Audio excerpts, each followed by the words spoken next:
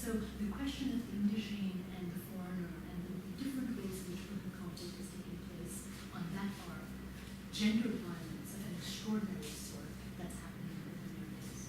So I think also really out and out politics of exploitation, expropriation, but also very resistant practices of defacement that subalterns are engaging in as a way to mark their presence in the city. Right? So there was a politics of presence, but there's also, I think, practices of laying claim to a disappeared public good, whether it's water, whether it's electricity, whether it's space, right? Whether it's access to the municipality.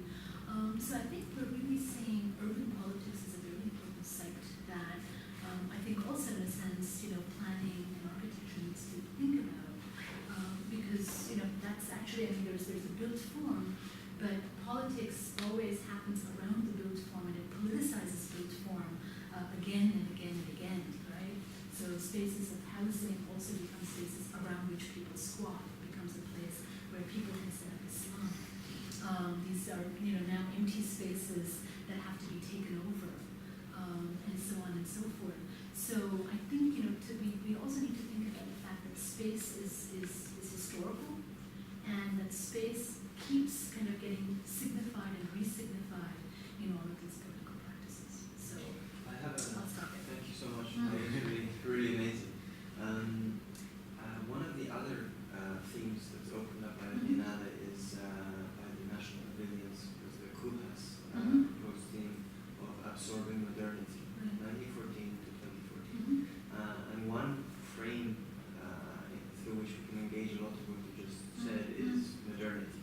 Is are we seeing in informal urbanism a kind of different type of modernity? How does that fit in with the framework of modernity?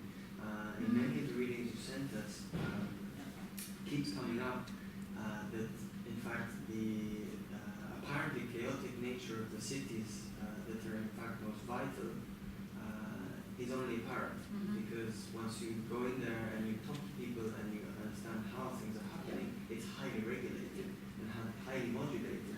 And in fact, it's the state which is really informal and extremely corrupt and extremely, let's say, incoherent or non-modern. So does looking at the global south and these particular sites of conflict also, is it a way of also kind of opening up this larger question of modernity and whether we can talk about that in a different way? And also, with your particular experience, what is the historical process by which we've arrived at these informalized states, the informalization of the state?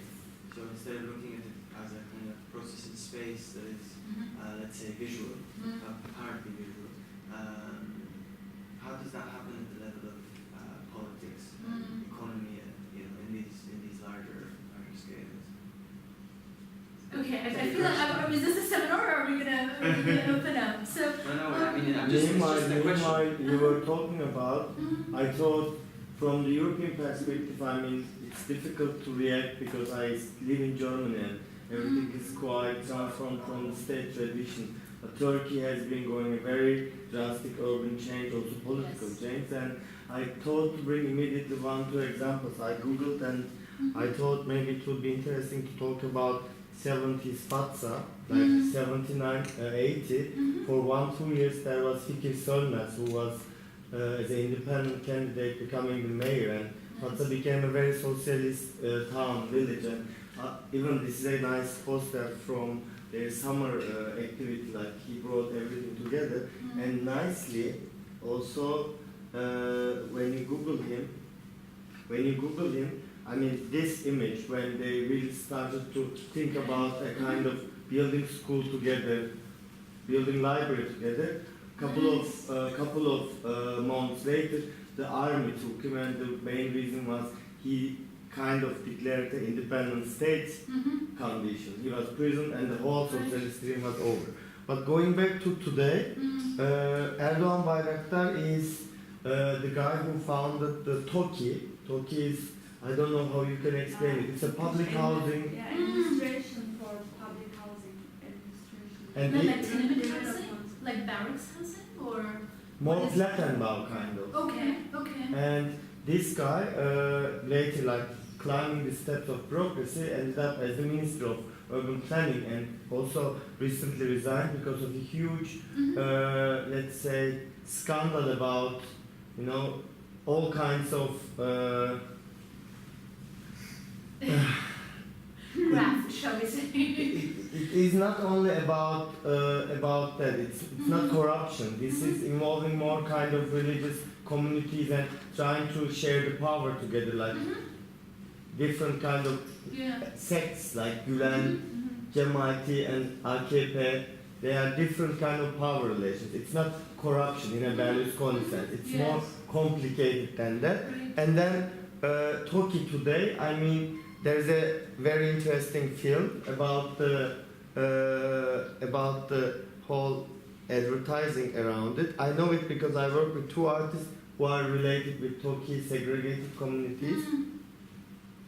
I mean, interestingly, it starts, of course, with planet Earth, and there's a bird flying, and then, like, the whole promise is, you were talking about what kind of spaces they provide, how people share their life, playground, and this kind of. Yeah. But at the end, basically, there's a certain border between privacy and public, and it's already defined clearly what you can do in that area. So, and then who gets the Yeah. houses, how they pay, is also very much related with the bureaucracy, Right. which is moving through the religious communities. And So it's about basically, identity, yeah. it is creating urban religious communities in another context, and it's promising happiness as a kind of peace. Elmas Deniz, an Istanbul-based artist, developed a very nice video work around it. She climbed up a tree and created a kind of nest for herself, but naming it as Turkey. On the other hand, on the 18th Istanbul Biennial, Solmaz Şahbazı'nın photography, all the segregated communities, and Pelintan has a very good text about it. Maybe you have heard of Pelintan.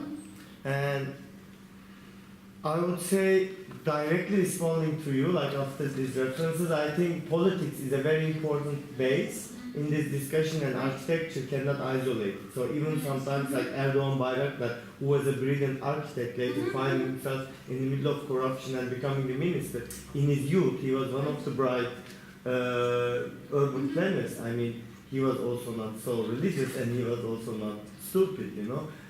Life change, we change, and sometimes things change, and I think you cannot isolate architecture from religion, state, politics, local politics. So sometimes architects negotiate. Yeah. Sometimes they even hesitate to declare these negotiations. And I think from a kind of social science perspective or cultural producer perspective, through artistic projects or social projects, I think the releasing this public truth, as Forensic says in the new publication, it's a very nice publication, and they also propose public truth as a kind of leitmotif. I think our position as a social critic should be releasing this public truth, because media is also part of this game, you know, like it's also part of it, and media likes to have this amazing 3D happy advertising. They don't want to.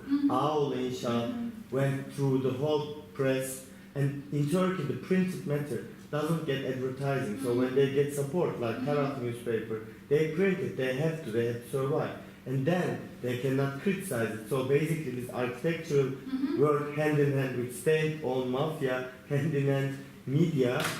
I think there is no gap. So things like 17th of December, last year, 17th of December, something released in Turkey, and maybe some of you heard it or not, there was an earthquake in the bureaucracy, that some police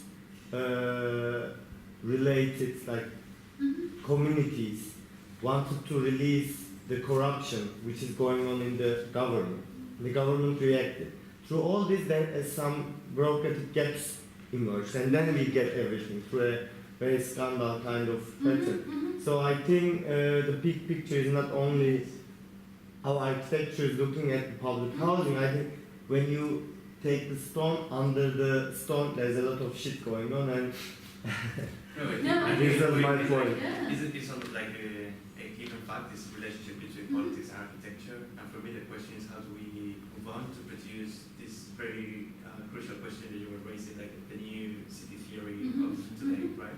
Because we have corruption, like in many places, but still, what can we learn from all these different conflicts? And when you were mentioning this idea of this Eurocentric 19th century theory of the relationship between industrialization and urbanization, which has always been like put together today. And democratization. Yeah, right? yeah, correct. And then so today.